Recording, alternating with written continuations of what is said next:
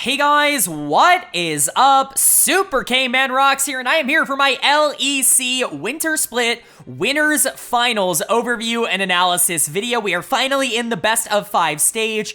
Yes, I know that this is kind of in the middle of the series that I covered yesterday. I know I'm doing this a bit out of order, but as per usual on this channel, I do want to go over the best of 5s in depth, game by game, talking about them in a little bit more specificity than maybe the best of 3s, because these games are the most important of the split. And so here we are talking about winners finals, the two teams that came out of their sides of the bracket earlier on, winning essentially, not losing a series. G2 only dropping one game, BDS not dropping a game at all. And so a lot of hype, a lot of fun stuff, on this game and on this series. And I'm really excited to talk about it. Of course, let me know what you guys thought of this series down in the comment section below. Did it go as you expected, or were you surprised by the outcome? If you want to know my thoughts on everything that's been going on in the LEC up until this point, you can, of course, check out the Winter Split playlist. That's going to be up in the iCard right now, but let's go ahead and jump right into it. If you are new here, what we're going to do is go game by game in this series, talking about the advantages and the disadvantages that each team was able to generate. I'll be giving a player of the game and a dud of the game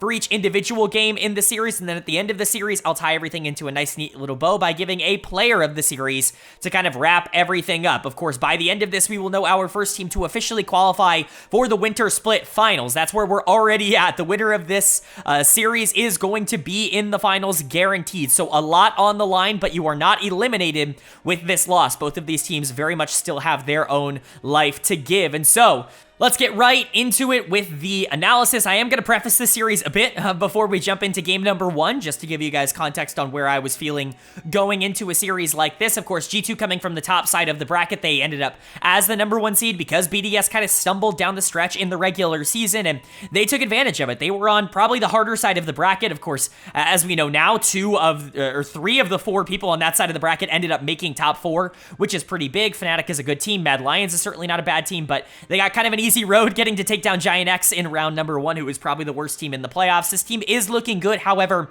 it's really off the back of mid and jungle looking really good at the current moment. Yike and Caps have been some of the best players in the LEC. Caps was my MVP in the regular season here, and Yike was my first team all-pro jungler. And so there's a lot of, I guess, good feeling around those players in particular, but it's been everybody else that's needed to step up. Luckily for them, Hans and Mickey have been playing better in the playoffs. The best of 3 stage has actually been pretty good for them, and Broken Blade is, a good player. He just always starts off splits relatively slow. It's kind of something that he has done throughout his entire career. But for BDS on the other side of this matchup, obviously they have overachieved basically everybody's expectation. This has been just as good of a team, if not a better team, than what they were last year, and I think a lot of people expected it to get worse because Ice was replacing Crowny, maybe a worse individual AD carry, as well as losing your primary shot caller. But honestly, it has not mattered at all. Whoever has taken up the mantle, I presume either Sheo or Lebrov, has very much, hit the nail on the head, knocked the ball out of the park, if you will. This team should have been the number 1 seed going into the playoffs if they didn't fumble it, but they went undefeated in their playoff run. They were able to take down some good teams, genuinely good teams, and, it was really impressive to see them get here so easily, and I think that they have a better shot in this series than people think they do. I still think G2 is absolutely the favorite here. I've had them at number 1 in my power rankings all split, even when BDS was ahead of them. In terms of record, I think G2 is the best team in the league, and I would be shocked if BDS came out and upset them, but BDS right now has the better top laner, and BDS right now has the more consistent bot lane, and so there is reason to believe that there are avenues that they could play through to potentially win this series, but G2 is my favorite going into it. I would predict G2 in 4. I would predict 3-1. That would personally be what I would go for. I think it's probably in my head closer to being G2 and 5 in terms of my pre-series expectations. So did it end up leaning into that, or was it not a close series at all? Either way, one way or the other. Well, we're going to find out, of course, starting off with game number 1. And the winner of game number 1 was G2 Esports. They are going to pick up the first game of this series. They're going to start off 1-0 here. Obviously, really nice win for them. You want to be able to get that momentum going early on in a best of 5. You want to be able to show that you are the better team, and I think they did that pretty handily in this game. Not exactly the most, action-packed game in the entire world. Not exactly these giant mechanical gaps where these players are just individually super superior. You did get that in one lane, the mid lane, which we will talk about, but really, G2 won this through macro, and I think that's what is probably the most impressive part for me, is that you're seeing a lot of the evolution of this team as the split goes on. Their macro's always been really good, and, generally, I think macro has been a big plus for them this year, but it's really starting to come out now that games are more important. I'm not going to call them 2019 G2 because this team is not as good as 2019 G2, but it's that same mentality of it doesn't really matter what happens in the early game. It doesn't really matter how we handle a lot of these skirmishes. We know we're going to be able to outposition and out-macro the enemy team, basically no matter who we're going up against because we have such a good idea of the game. I give a lot of that credit to Caps, and I give a lot of that credit to Mickey X, who I think are both incredible macro players and mechanical players, obviously, but Yike deserves a lot of credit as well. Player of the game for me in game 1 is going to go to Caps on the Azir. Massive mid gap in game number 1. It was like a 5k gold difference or something ridiculous by the end of the game. I mean, Caps truly did embarrass Nuke in this one. I like Nuke, and he's really stepped up and been a pretty good mid laner at the LEC level, but man, he is still a step down, I think, from the elite mid laners. I've been saying it all split. I said it all of last year as well. As much as I do like him, I just can't put him in the same category as players like Caps and Humanoid because of games like this where Caps picks a mage and just absolutely obliterates him in the Azir-Orianna matchup, which really isn't awful for Orianna. That is very, very playable, and Nuke was really bad. I think you could call out Adam for not having a particularly impactful game on the Rumble, and Broken Blade did a really good job of being able to facilitate that. A lot of the macro advantages they were able to get was because they had a Twisted Fate top. I would be a little bit more, invested in this pick and, talking about it, but I just did a breakdown of it yesterday on the video, or on the channel, when Merwin picked it in the best of 3 stage, and so if you want to know my thoughts on that, of course, check that video out, but I do think this adds a lot to this team comp in particular. You don't really want a 5v5 BDS. That's their strength. That's their bread and butter. That's what they like to do. That's what Adam in particular really thrives upon, especially on champions like Rumble that can be these big team fight threats. And so pulling them apart, TF really helps with that. I thought Broken Blade did a good job. Yikes, macro is really, really good. His team fighting engages have been phenomenal throughout this year, but man, did he control the map in an incredibly good way. His pathing is ridiculous. To me, it is very, very clear that he is at worst a top 2 jungle in the LEC, even isolated from how good the rest of this G2 team is. And then Hans and Mickey looked good in that same vein. They didn't really have to do a whole ton. Kalista Taric is obviously a pretty classic bot lane, but they really didn't have to be the focal points here. This was Caps, this was Broken Blade really pulling them apart, having good macro, and then, them just being able to whittle down until they had a big enough lead where they could just force their way into the end. It's a good game from G2. And then for BDS on the other side, they kind of got caught doing the thing that they're not as good at, which is side laning, and that was very clear here. Nuke got destroyed in a side lane every single time he was pulled out. Adam really couldn't have the impact on the game that he wanted to in the side lane as the Rumble, where he wants these big 5v5 team fights because he wants to ultimate, and really you just kind of got caught in a position where you were slowly losing resources over and over again until it was gone. Nuke is done of the game because he got obliterated by Caps basically everywhere he went. He was so far down in gold, he was essentially useless on the Orianna, and that's never a good place to be, but I think the rest of this team was actually okay. Ice and Labrav were pretty good. They weren't able to generate like massive early game lead, but they actually got quite a bit of gold, and Sheo did a good job of trying to recoup with dragons in the mid game, but the problem is that G2 is just kind of the smarter team. If BDS ends up trying to play G2's style, they're going to lose at it, and that's just kind of what we saw here in game number 1. I do think they have the talent to pull this back and potentially kind of force these, pressure points a little bit quicker into games like this where they can just attack, 1v1 or 2v2 or have Sheo do these crazy level 3 plays early on in games, try to snowball the game very quickly, try to generate those early leads. I think that's something that could really help BDS, but for now, G2 has really shown that they're going to dominate the mid to late game against a team like BDS, and that's going to be a problem if that continues throughout the entire series. But it's just game 1. I don't want to overreact. I don't want to sit here and say that it's over. Game 2 really matters, though. If you go down 2-0, you're in a really bad spot. Reverse sweeps are just not very common in modern League of Legends, and so this is a must-win game for BDS, especially because G2 is such a good team. But is G2 going to be able to go up 2-0, or is BDS going to be able to tie the series up here? Well, the winner of game number 2 was G2 Esports. They are going to take game number 2. They're going to go up 2-0 in this series, and that really feels like a death knell, and honestly, right now, it does not feel like the series is particularly close. G2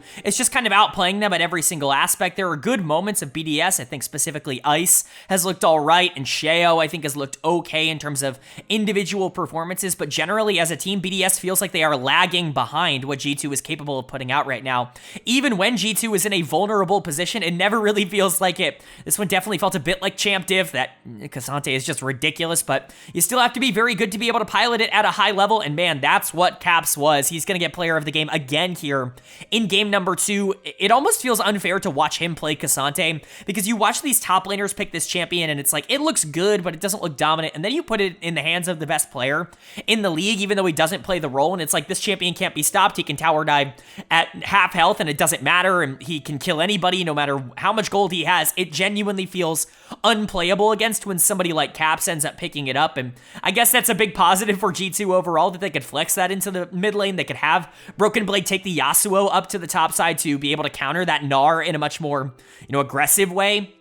But that champion being as strong as he is, generally having a kit that is always going to be inherently as strong as it is, it just opens up so many flexible possibilities. Caps was great. Yike was terrific in this game. These two continue to have amazing chemistry together. Yike as a carry, I think, isn't actually something we've seen nearly as much as we think we have over the course of his LEC career. I remember back in winter of last year, people were saying that Caps could only play things like Sedge and Zac and K'Sante in the mid lane because you have to be able to enable Yike to play Lilia or Bel'Veth or, insert whatever other crazy aggressive pick that he wants to play. But Yike's great on engagers, and he's really played that all year long. He finally got to play a carry, and he did a lot of damage in this game on the Lilia. It's just a great duo. It doesn't matter who ends up getting a lot of the resources. They can both carry in their own particular way, and that's huge. Hans and Mickey have looked really good in this series. Ice and Labrov have also looked good. I don't think Hans and Mickey have been perfect, but they're not making mistakes, and that's all you really need them to do. Mickey getting his signature Braum here.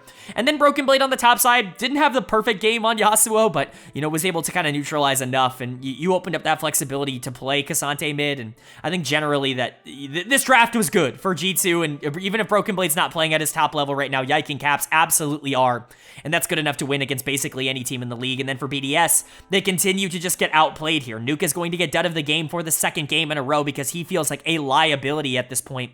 I don't even know if he pressed Shockwave in this game. I truly don't know when he did it. There was one that I can remember. I can't remember any others. Nuke is getting absolutely exposed by Caps in the first couple games of this series. I don't know if that's going to continue, but it's certainly something to monitor. A lot of the talk about Nuke being a top 2 mid laner, I think, is going to calm down a bit after this series. Rightfully so. I think he's a good player, but we're definitely seeing some of the, mechanical flaws that he has get exposed against players that are just simply better than him, like Caps is.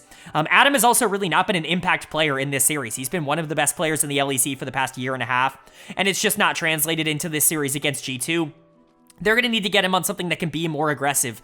Tank Gnar is just not going to do it here. Even if Sheo, Ice, Labrov are surviving, they're certainly not getting strong enough to be able to fight G2, and G2's macro is just better. Like I said, you need to do something in the early game. I don't know if priority on lethality Varus is that. I like the Blitzcrank pick. I like the Xin Zhao pick. It allows you to move around and be a playmaker in the early game, but it's going to have to be more impactful than what it is right now because they are just getting outplayed at every aspect. Nuke has to survive, and he has to play better for this team to have any chance of not getting swept. But for G2, they're in a really good position to just take that 3-0. They're clicking on every cylinder. All of the good things we've seen from them throughout the year up until this point have very much coalesced into this game 1 and game 2 here. Yike and Caps are playing phenomenal, and I really don't see a lot of ways for them to lose this unless they just limit test. They really are better than the team they're playing against, and I think they're going to show that off. But is it going to be in a clean sweep, or is G2 going to drop one pity game here in game number 3? Well, the winner of game number 3 was G2 Esports. They are going to take game number 3. They're going to wrap up this series with a clean 3-0 sweep, and they look phenomenal right now. I mean, you couldn't draw up a better series for them coming out of the main, part of this tournament than this. I mean, this is just about as dominant of a case to be made that you are by far the best team in the LEC right now as there is to be made. BDS has done everything right up until this point, barring one random loss to K-Corp at the end of the year. Their only loss on the year was one game to G2 at the beginning of January. It really did feel like this team had a lot going for them. That felt like they got better throughout the split. Week 2 was a big breakout for a lot of these players on BDS, but it just was not enough. This G2 team, the train just keeps on rolling. The Kings of Europe are back on top, and they're going to be the first team to officially qualify for the Winter Split Finals in the LEC. They will be facing one of the 3 remaining teams, but they are going to be doing it with a huge confidence advantage. Before we get into too much theoretical talk, let's talk about this game number 3, how we got to the end of this series. Player of the game for me is going to go to Broken Blade in the top lane. K'Sante just looks brutal when he gets put on somebody that actually knows how to play him, and Broken Blade, for all of his flaws, is somebody who really hasn't performed all that well this split in terms of his career norms, I would say, on G2. He dominated in this one, going up against Adam, who I thought was the best top laner in the LEC, not only this year, but for most of last year as well. To see Broken Blade show up and just kind of beat him in all 3 games, be more effective than him, have some really interesting picks like the Twisted Fate, like the Yasuo in the previous game, and be able to come out on top, out macroing a lot of this team. I think it was really impressive stuff. This is one of Broken Blade's better series in a while, and it was really nice to see him get a lot of the shine. Of course, a lot of that shine should be going mid lane as well. Caps is going to be getting my player of the series as a whole. He was phenomenal here for G2. He continues to look great. He was my MVP in the regular season. And he's followed that up with some phenomenal playoff performances. He kind of took a back seat in some of their best of threes, allowed players like Hansama and Mickey a little bit more room to breathe and a little bit more time to shine. Yike, I think, also got a lot more involved in terms of the shining action. He had been phenomenal all year, but he got to shine a bit more earlier on. He's still taking over, though. If you need him to win games, all he's going to do is go out there and win games. There was a gigantic mid gap in this series, which we'll talk about on the BDS side in just a second, but Caps being able to destroy his lane opponent and dominate the series like this, the solo laners were amazing, and that was a big reason why they won. Yike continued to be great. 1-0 and 22 on the Ivern. The quintessential Ivern game here. He was awesome. Honestly, underratedly good in this series for how good his pathing and macro was, especially in the mid to late game. He was everything he needed to be and then some. He was everywhere he needed to be at every time. He was able to secure objectives. He was simply just better than Sheo on every front. Yike has very much cemented himself as one of the best junglers in Europe, and I think his ceiling is even higher than that in terms of what he could potentially offer internationally. Hans and Mickey were good. They didn't really have to do a whole ton this series. Specifically, Mickey, who just really wasn't a huge factor in terms of whether this team won or lost. Credit to Ice and Lebrov. Maybe not Lebrov, but Ice certainly held up for most of this series. But G2 in general just looks dominant. You don't 3-0 BDS like this with a bunch of games that weren't particularly ever out of your control if you are not genuinely by far the best team in Europe at the current time. I'm not saying that that's going to be the exact same after we get a couple of series in. There are plenty of opportunities for somebody else or one of the 3 remaining teams to build enough momentum to be able to challenge a team like G2, but at least at the current moment, this team feels unstoppable. But for BDS, very much a bump in the road. I mean, there is no other way to put this. This was a roadblock that they slammed into going full speed. This team had so much momentum behind their back. They were undefeated in the playoffs up until this point, and it just did not work out. Dud of the game is once again, for the 3rd game in a row, going to go to Nuke in the mid lane. He felt majorly outclassed in this series by Caps on the other side of this. He just never felt relevant. I mean, he was bad on the Orianna in both of the first 2 games, and this Azir was just not working. Basically, at any point, consistently looking to make big-time plays, but never actually putting himself in the position to do so. He kind of felt for LEC Azir syndrome, as I talked about on the channel. I haven't really talked about it actually in 2024. I talked about this a lot last year, where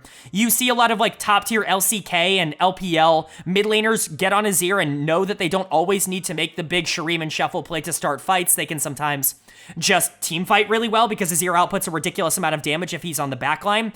But LEC mids have this like syndrome where they simply have to go for the Shuriman shuffle at every given opportunity. When you play with an Azir in the LEC, they are going to be your primary engage kind of force, just how these players play it, and Nuke is certainly a part of that, and he fell for that here, consistently looking for engages on some of the squishier members and just not really landing on any of them. It was a disappointing game, I would say, in general for him, but a bad series from topside. Adam, not very good in this series. I still will go on to defend Adam a lot. I thought he was very good at Worlds, and he has quietly been the best top laner in Europe over the past year or so, but he got outclassed by Broken Blade in this series, and that was pretty obvious to see, especially once he couldn't just 5v5 team fight like he's very accustomed to doing. Sheo has genuinely become a bit of a problem for this team. While I don't think he is miserable, I think his mid to late game macro sense is bad. He's a good fighter. He's going to put up good KDAs, and when his team is in good positions, when he can play through his laners, that's obviously going to be great. I don't know if Sheo is an elite jungler or anywhere near it, and certainly not in the current form that he's playing in.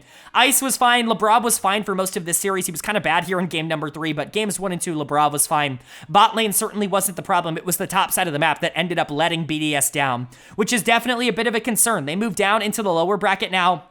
They will play the winner of Fnatic and Mad Lions, whoever ends up taking that series, of course, that we covered yesterday. That's going to be a tough matchup basically no matter what. Both of those teams feel like they have gotten better over the course of this split, and BDS is going to need to step up. They are probably going to be favorites for whatever their matchup ends up being, but I certainly don't feel nearly as good about them now as I did before. Even if they lost, I was hoping that it would have been a more competitive loss. Instead, what we got was them just essentially folding and collapsing against the might of this G2 team that truly was spectacular here. They're moving on to the finals. They're gonna be favorites to win it all again, and it just feels like we continue along in this era where G2 seems miles ahead of every LEC team.